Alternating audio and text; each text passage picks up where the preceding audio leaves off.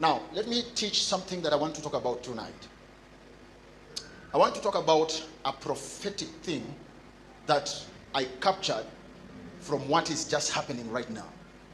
I know majority and some of us, we have no connection with the death of Baba. Okay? And some of us, we are connected. That's the truth. That's the pure truth. And I don't want to talk about it because the Lord spoke and the voice was not heard, or it was heard to the level, whatever it was heard. But what I know, much is yet to come out. Much is yet to come out. It's just a matter of time. That is what I know. I can freely tell you that because of something that happened, and I'm talking as a prophet, something that happened. Immediately he landed, confusion, authority was broken in front of military. Do you understand what I'm saying? Authorities were broken. For my entire life, I've never seen a place where people pass the systems that are set internationally, and that is breaking up to the airport. There are laws. That is immediately after landing. You know, you people can talk of things that happen, but me, I'm talking of things that happen in the spiritual element. Laws were broken. And when and how were they broken? The laws were broken in the presence of the law keeper, not police, military. Because that's the highest level of administrative. Hello? Am I talking a voice? Laws were broken in front of military. Law keepers. That is element number. Then for the first time, militaries of Kenya shoots and they kill citizens. Why? Because they are trying to restore law. So what am I talking about? I'm talking about the land consuming blood. I'm not talking about people who are killed. And I want to tell you, never joke with a liquid called blood, because blood speaketh. Are you hearing me? Because blood does what? Damu huongea. Cheza na maziwa lakini si damu. Cheza na Fanta na Coca-Cola na Del Monte lakini sio, because blood speaketh. When all these combine, then it brings an element of something terrifying. It brings an element of something very terrifying. And what can be that? That thing can be, in all the system and the path of Raila'S death, there is a point of betrayal somewhere. But keep it. One day you will come to say, prophet said something. You know, it's just like, allow me to talk about this. I know we have been mourning, but it is well. It's good to mourn. But let me tell you about this. Very soon, the truth will come out. And for me, as Prophet Samo, I'm laying the truth on one. I remember there was a time while we were in Kisumu, if you saw on our page, Azrael TV, we even had a poster, the image, the how is it called, Florence? The page. Huh? Whatever. We had a page whereby Martin designed a coffin and there were chains on it, and I said, somebody, very close person to Raila Amolo Odinga. How many people remember? There is a plan of poison, but by somebody who is very close to Raila Amolo Odinga.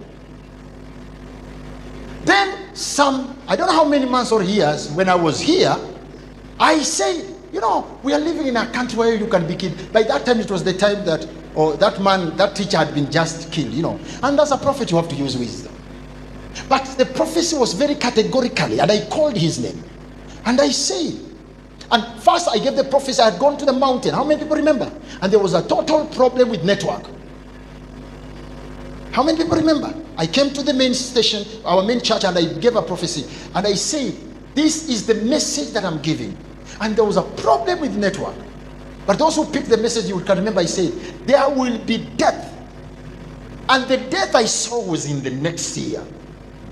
Because that was 2023. We will not reach December before we bury Raila Odinga. But that day there was a lot of network issues. I don't know whether Martin can retrieve that conversation or what. If you listen to it, you'll get it. Now when I came here, the vision was given to me again after a while.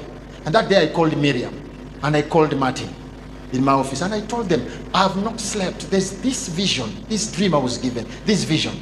It is really... And I came that day, I was very moody. To me, I was like someone who was already in the funeral. Then I told them, now with this kidnapping and everything, how do I package this message? Then I said, for my safety, I will extend time.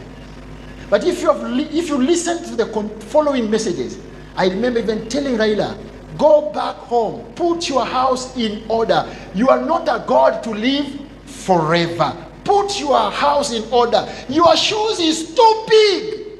Nobody will fit in it. Unless you prepare that person now. And do it quickly. And people insulted me. Oh, prophet of doom. Oh, prophet of what? Oh, prophet of what? Kwani we Mungu anakuoneshanga tu mabaya? No. Mungu anaoneshanga tu mabaya. Lakini Mungu nionyesha ubaya. Mimi Mungu anioneshi mabaya. Ananionyesha ubaya. Ili watu wake wachukue hatua na wakaokolewe. But because I'm one person who don't look for CV or credit for human being for what? I say, Lord, I have spoken. You just don't know the many times I pray a prayer. Please God, have nothing to do with me with this country. Don't give me anything. I'm contented the way I am preaching the gospel. Because nobody will come to harass me because I'm talking about Jesus. But once I start seeing future, tomorrow and all that, then I raise a lot of enemies and my life is at risk. And if I die a foolish death without accomplishing what he sent me, then I'll be judged by that. So I must apply wisdom. So I say, Oyo, let me apply wisdom here. How about if I say, death is coming. Do this, do this, do this. But I extend it. I say, it will be before. But remember, in my prophecy, I said, you are walking towards it. When and how you will meet it, you will not know. But today, here we are mourning. But all in all, that's not so big because that is our way. All of us, we shall go through that way. But blessed is those that the Lord will speak unto them before they depart. To depart is normal. But it's so interesting, so blessing that before you leave, the Lord talks about your life. What you have not fixed, he tells you to go and fix. Isn't it not a blessing? That is how the old man was blessed. But you see, because some of us, we are in Mlolongo, the Nazareth of Kenya. People in Jerusalem don't take us serious. If he's truly a prophet, why is he in Mlolongo of all the places? But does the Bible not say people of Zabulon, people of darkness, the light has come for you? I can't be a prophet and then I'm sent to the saints. I have to be sent into the territories of the devil. So when the demons come to attack, they realize that God also has a station here.